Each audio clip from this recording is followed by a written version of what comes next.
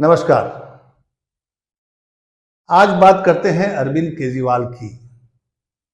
क्या अरविंद केजरीवाल करप्ट हैं या करप्ट सिस्टम को और करप्ट बना रहे हैं, या क्या है उनकी राजनीति? करप्शन को खत्म करने और राजनीति को बदलने का दावा करने वाले अरविंद केजरीवाल आज सिस्टम को कैसे करप्ट कर रहे हैं और राजनीति की एक नई दिशा वो खुद गढ़ रहे हैं, जिसका देश से कोई सरोकार नहीं है। ये क्यों मैं बोल रहा हूं, समझिए कि एक मुख्यमंत्री पर भ्रष्टाचार का आरोप लगता है, वो जेल जाता है लेकिन इस्तीफा नहीं देता है, अपने साथियों पर भरोसा नहीं करता है। क्यों नहीं करता है अपने साथियों पर? जो अपने साथियों पर भरोसा नहीं कर सकता है, उसको देश पर भरोसा कैसे हो सकता है? कैसे देश भरोसा करे? दूसरी बात, क्या नैतिकता राजनीति में नहीं है अरविंद केजरीवाल के डिक्शनरी में, या केजरीवाल अलग धरती से आए हैं? भारतीय समाज से उनका कोई लेना देना नहीं है। हमारे देश में राजनेता लोग या जो समाज के शीर्षस्थ लोग होते हैं, जो समाज के ऊंचे ओहदे पर बैठे होते हैं, उनकी एक नैतिकता होती है, क्योंकि हमारा समाज उनको फॉलो करता है। अरविंद केजरीवाल के भी फॉलोवर हैं, उनके चाहने वाले हैं। उनके बीच वो क्या संदेश देना चाहते हैं कि भ्रष्टाचार का आरोप लगे तब भी इस्तीफा मत दो, और एक पार्टी बनाओ जिस पर खुद नियंत्रण रखो, दूसरे को मौका नहीं दो, और मौका भी दो तो बस काम के लिए, और जब मौका खत्म हो जाए तो उसको फेंक दो। क्योंकि अगर अरविंद केजरीवाल के इतिहास को अगर आप याद करें थोड़ा सा भी, अन्ना हजारे के साथ आए थे, अन्ना हजारे कहां है कोई पता नहीं। प्रशांत भूषण हो, योगेंद्र यादव हो, कुमार विश्वास हो, तमाम ऐसे नेता जिन्होंने आम आदमी पार्टी बनाई, वो धीरे धीरे करके हटाते गए। कौन हटाया? अरविंद केजरीवाल ने, उनकी टीम ने। उनकी टीम में कौन थे किसी को नहीं पता, क्योंकि आज अगर उनकी टीम होती तो जैसे ही उन पर भ्रष्टाचार का आरोप लगा तो वो अपनी टीम को अपनी बागडोर सौंप देते। लेकिन नहीं, सिस्टम से खेलना और करप्ट बनाना, या करप्ट सिस्टम में कैसे खेला जाए, इसकी वो बाजीगरी करने लगे हैं। सोचिए मैं क्यों बोल रहा हूं, क्योंकि सवाल इसलिए पैदा होता है, जिस तरीके से जेल जाने के बाद, और जेल जाने के बाद अरविंद केजरीवाल कहते हैं कि मुझे ईडी की कस्टडी में रहने में कोई आपत्ति नहीं है, मुझे कोई प्रतिरोध नहीं है। क्या मतलब हुआ इसका? मतलब वो जेल नहीं जाना चाहते हैं, वो ईडी की कस्टडी में रहेंगे, यानी कि ईडी का जो गेस्ट हाउस होगा उसमें रहेंगे। ये भी एक चालाकी भरा कदम है। अब कोई समझे या ना समझे, अगर ईडी के कस्टडी का विरोध करते तो न्यायालय उनको ईडी की कस्टडी छोड़ करके उनको न्यायिक हिरासत में भेज देता, यानी कि जेल जाना पड़ता, उनको जेल की चारदीवारी में जाना पड़ता। वो नहीं जाना चाहते थे। तो क्या अरविंद केजरीवाल की पूरी राजनीति करप्ट सिस्टम से खेलना है और खुद को, अपने आप को बड़ा बनाना है, सबसे बड़ा, समाज और देश से भी बड़ा? मैं इसलिए पूछ रहा हूं क्योंकि एक सिस्टम होता है, समाज का एक नियम होता है कि आप नहीं तो वो रहेंगे। क्या अरविंद केजरीवाल हमेशा के लिए जिंदा रहेंगे? क्या उनका कोई रिप्लेसमेंट नहीं होगा? और क्या नैतिकता उनके शब्द में नहीं आती है? उनकी राजनीति में नैतिकता नहीं आई है? जन लोकपाल खत्म हो गया और अब लोग उनको आशीर्वाद दें, इसलिए आशीर्वाद दें कि और करप्शन के मामले में, जिस मामले में वो जेल गए हैं, और उनके 2-3 मंत्री सिसोदिया, जैन, संजय सिंह, तमाम लोग जेल में हैं, उनको बेल नहीं मिल रही है क्योंकि कानून ही ऐसा है। तो कानून का विरोध करिए, विरोध करने का जगह है, सड़क है, संसद है, विधानसभा है। सिस्टम से मजाक करना अरविंद केजरीवाल से कोई सीखना चाहता है तो सीख सकता है। और भारतीय राजनीति का एक ऐसा चेहरा बनने जा रहे हैं अरविंद केजरीवाल, जिससे आने वाले इतिहास के विद्यार्थी अगर वो समझना चाहें कि राजनीति कैसे होती थी भ्रष्टाचार के खिलाफ, तो वो नहीं समझ पाए। अरविंद केजरीवाल अपने आप में एक मिथ नहीं बने हुए हैं, वो करप्ट सिस्टम से खेलना सीख गए। बीच में उन्होंने नारा दिया था कि पढ़े लिखे प्रधानमंत्री होना चाहिए, पढ़ा लिखा। आप भी तो पढ़े लिखे हैं मिस्टर अरविंद केजरीवाल जी, तो फिर पढ़ा लिखा होने का मतलब क्या होता है कि अगर आप पर आरोप लगता है तो आपको अपने ऊपर आरोप सिद्ध करने के लिए न्यायालय जाना पड़ता है, वहां पर बहस होती है, सुनवाई होती है, समय लगता है। तब तक तो आपको इस्तीफा दे देना चाहिए था, लेकिन नहीं, जब अपनी बारी आई तो इस्तीफा नहीं देंगे। इस्तीफा नहीं देंगे, कोई दिलवा भी नहीं सकता है, क्योंकि संविधान में नियम नहीं है।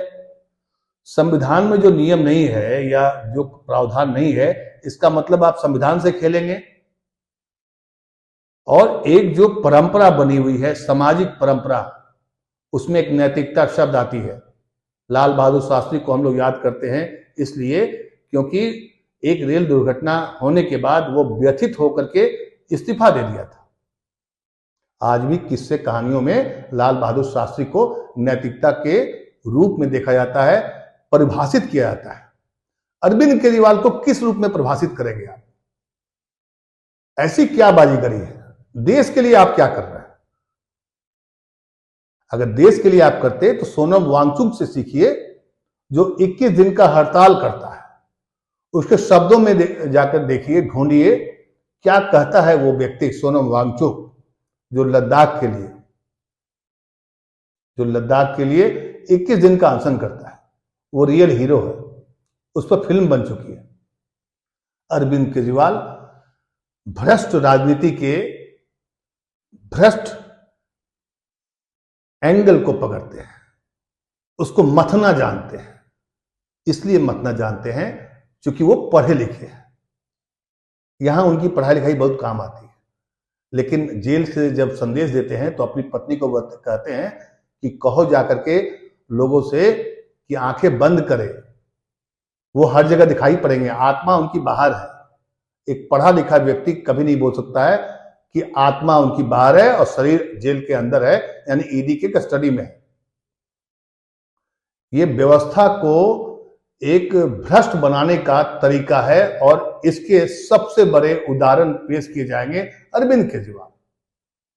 मैं ये बार बार इसलिए बोल रहा हूं क्योंकि लालू यादव भी जेल गए थे, और लालू यादव जब जेल गए थे तो उसके पहले अपनी पत्नी को मुख्यमंत्री बना के चले गए थे। तब भी सवाल उठा था नैतिकता को लेकर के, और पार्टी में बहुत मामलों को लेकर उठा था कि भाई उन्होंने क्यों बनाया मुख्यमंत्री अपनी पत्नी को। ये एक अलग विषय है, लेकिन कम से कम संविधान, समाज और बहुत सारी परंपराओं का पालन किया था। अभी हाल ही में देखिए, हेमंत सोरेन जेल गए। हेमंत सोरेन जेल गए, इस्तीफा देकर गए। उन्होंने संवैधानिक मर्यादा के साथ साथ में नैतिकता का भी एक अंश जरूर रखा अपने साथ में। वो जेल लेकर नहीं गए नैतिकता को। और अरविंद केजरीवाल कह रहे हैं कि नहीं, मैं जेल से सरकार चलाऊंगा, मुझे पता है कि कहां क्या दिल्ली में समस्याएं हैं।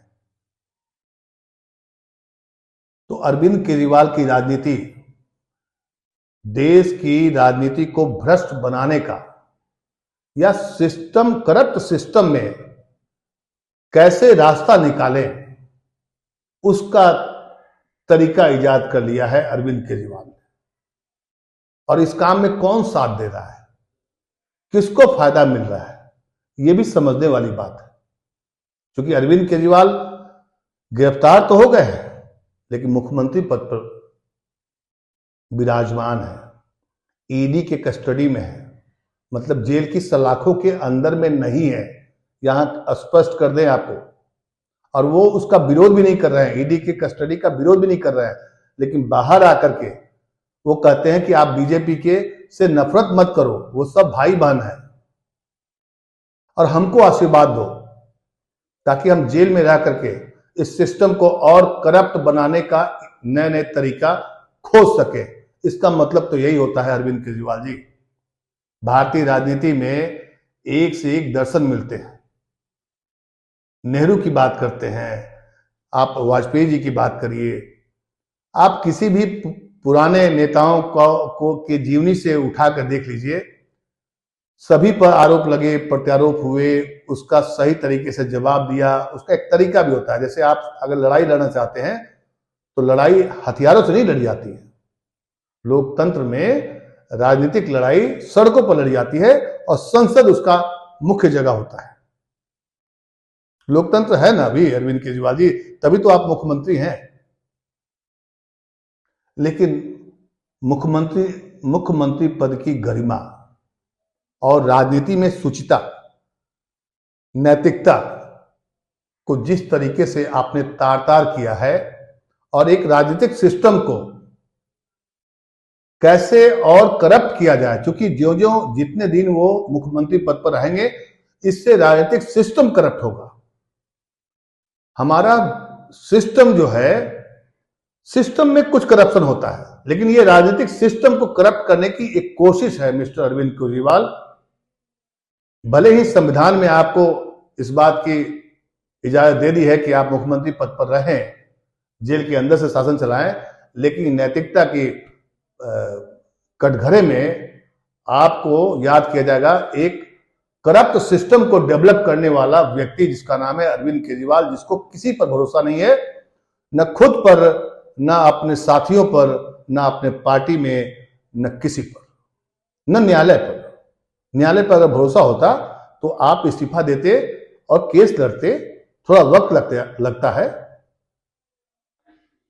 आप हमेशा इतिहास की बात करते हैं, आजादी की बात करते हैं, बलिदानी की बात करते हैं, लेकिन बलिदानी देने वाले का इतिहास भी याद करिए अरविंद केजरीवाल जी। एक दिन में, 2 दिन में बलिदान नहीं होता है और देश आजाद नहीं हुआ था, वक्त लगा था, जेल में बिताना पड़ा था हमारे क्रांतिकारियों को।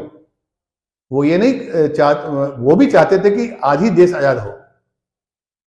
खैर, आपको इससे क्या मतलब है? आपको तो बस राजनीति, अपनी राजनीति, सिर्फ अपनी राजनीति चाहिए।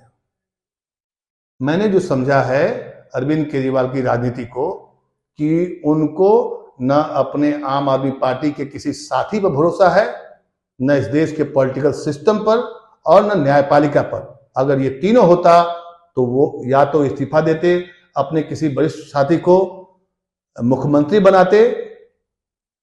ये लोकतंत्र का यही तकाजा है, और एक सिस्टम करप्ट होते होते बच जाता। लेकिन आपकी कोशिश तो है कि नहीं, अरविंद केजरीवाल रहे, बाकी कोई नहीं रहे। सिस्टम उनकी आपके लिए एक खिलौना भर है, और पढ़े लिखे होने का मतलब यही हुआ आपके लिए कि आप राजनीति से खेलिए, इतना खेलिए, इतना खेलिए कि भ्रष्ट राजनीति का आप सिरमौर बन जाए।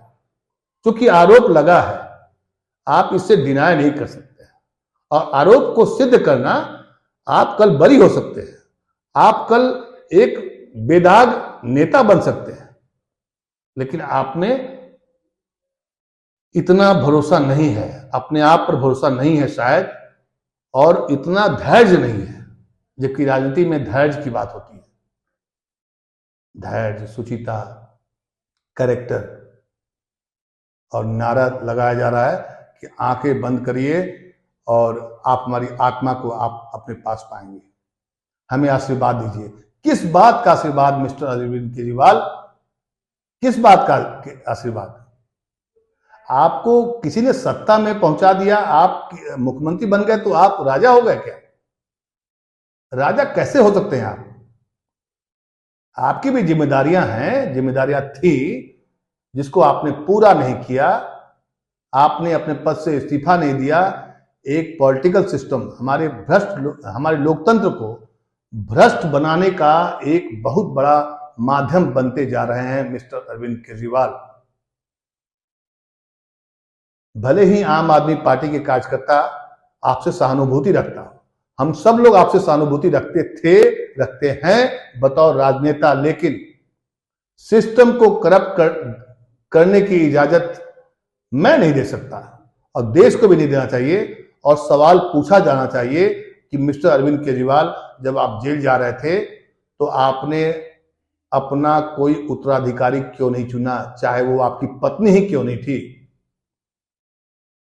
सवाल तो पूछा जाएगा ना। हेमंत सोरेन तो अभी जस्ट जेल में गए, बिल्कुल पूछा जाएगा। कुल मिलाकर मुझे ऐसा लगता है कि अरविंद केजरीवाल क्या करप्ट है? एक सवाल पूछ रहा हूं, क्या अरविंद केजरीवाल करप्ट हैं, या करप्ट सिस्टम को और करप्ट कर रहे हैं, या करप्ट सिस्टम में खेल रहे हैं?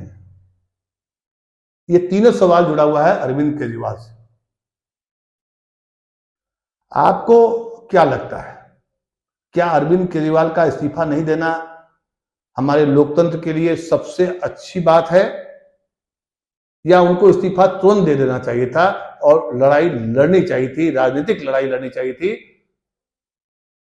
आपकी प्रतिक्रिया क्या है, हमें जरूर बताइए। नमस्कार।